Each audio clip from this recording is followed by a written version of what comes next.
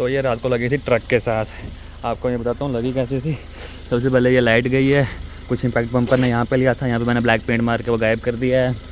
बाकी फेंडर शायद, हाँ ये टूटा है, यहाँ से फेंडर टूटा हुआ है और ये टेढ़ा हुआ है। उसकी शायद न्यू की कॉस्ट 90 के आसपास, आपको दूर से पता चल जाएगा। वाला सीधा है, ये हल्का सा ऐसे बैंड हो गया है। पेट्रोल भाई बहुत पी रही है। हर 400 किलोमीटर के बाद इसको 80 लीटर पेट्रोल चाहिए। मतलब 8,000 में खाली चलती है 400 किलोमीटर।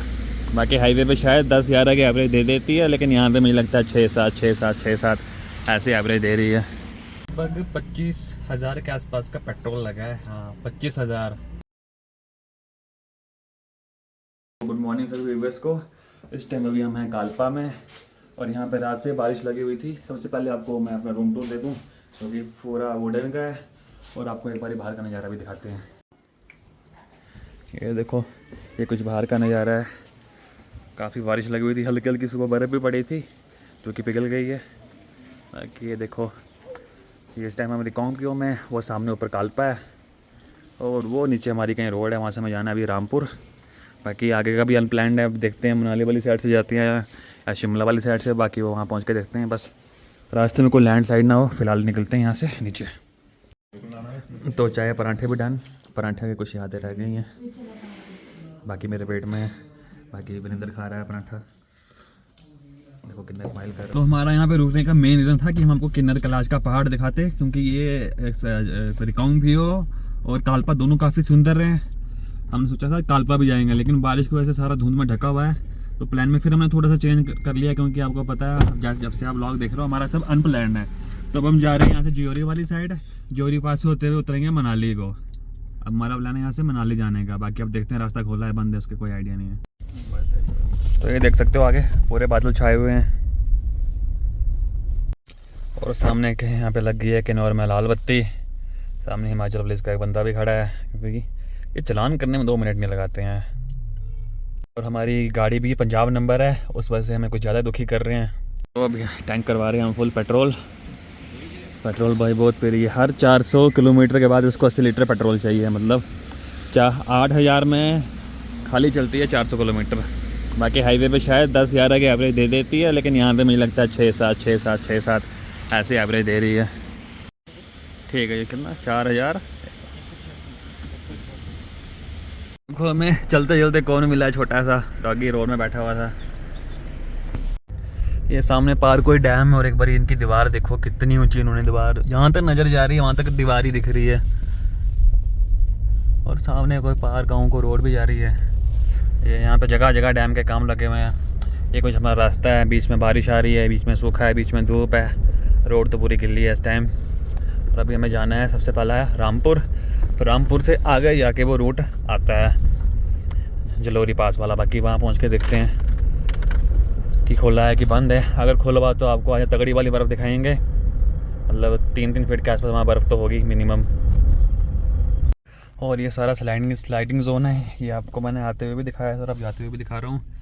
पहले वो सामने से गाड़ी आ रही है, जब वो क्रॉस हो जाएंगी फिर यहाँ से हमारी छोड़ेंगे और एक एक करके छोड़ेंगे, एक साथ नहीं छोड़ेंगे।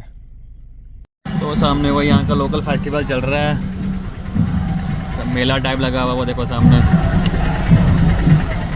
और जाम भी लग गया है, काफ़ी रश है यहाँ पे रामपुर में। हम इस टाइम अभी हम रामपुर पे हैं, तो पिछले आधे घंटे से हम इसी जाम में फंसे हैं। देखो सामने। तो अभी हम रुके थे लंच करने के लिए, वहाँ सामने हमने लंच किया उस ढाबे में। अब हम निकलेंगे यहाँ से आके। नारकंडा शायद 30 किलोमीटर रह गया और शिमला शायद 70-75 ऐसे होगा। तो अगले 30 किलोमीटर चढ़ाई है। हमें चढ़ के लास्ट ऊपर जाना है नारकंडा, जो कि काफ़ी हाइट में है ऊपर। पिछले 35 किलोमीटर की चढ़ाई टोटल चढ़ाई है, 35 किलोमीटर। मतलब ऊपर ही जाना है हाइट में, टर्न एक टर्न पे टर्न, मोड़ पे मोड़ 35 किलोमीटर तक। उसके बाद आएगा नारकंडा। उसके बाद वहाँ से शायद हम 50 किलोमीटर आगे आ जाएगा शिमला। तो अभी नारकंडा से हम थोड़ा सा आगे आ गए हैं और यहाँ पे फिर स्नोफॉल स्टार्ट हो गई वापसी। हल्की हल्की स्नोफॉल हो रही है। जिधर हम जा रहे हैं हमें वहीं पे बर्फ़ दिख रही है आज। बाकी शिमला पहुँचने अभी भी हमें शायद 1.5 घंटा और लग जाएगा। शिमला से आगे हम पकड़ेंगे आप चंडीगढ़ वाला रूट, वो सीधे हाईवे है, सोलन से होते हुए जाएंगे चंडीगढ़ से जाएंगे लुधियाने। हो सकता है लुधियाने में नाइट स्टे करें या सोलन करें, वो बाकी मूड पे डिपेंड है। तो अभी टाइम हो रहा है शाम के 4:20। बर्फ़ बारिश दोनों रुक गए इस टाइम। और हल्की हल्की धूप भी निकल आई है पहाड़ों में, आप देख सकते हो वहाँ पे। तो अब इस टाइम हम कुफरी में, और पौने घंटे तक पहुँच जाएंगे शिमला। तो आपने जाम देख के गैस कर लिया होगा कि हम शिमला पहुँच गए हैं। पिछले आधे घंटे से हम जाम में ही हैं, बिल्कुल धीरे धीरे चल रहे हैं आगे। अभी भी 5-6 किलोमीटर हमें इसी जाम में रहना है, उसके बाद हम बाईपास हो जाएंगे शिमला से सीधे चंडीगढ़ को। और चंडीगढ़ पहुँचते पहुँचते मुझे लगता है रात के 9-2 बजे जाएंगे। चंडीगढ़ अभी यहाँ से शायद 115 किलोमीटर।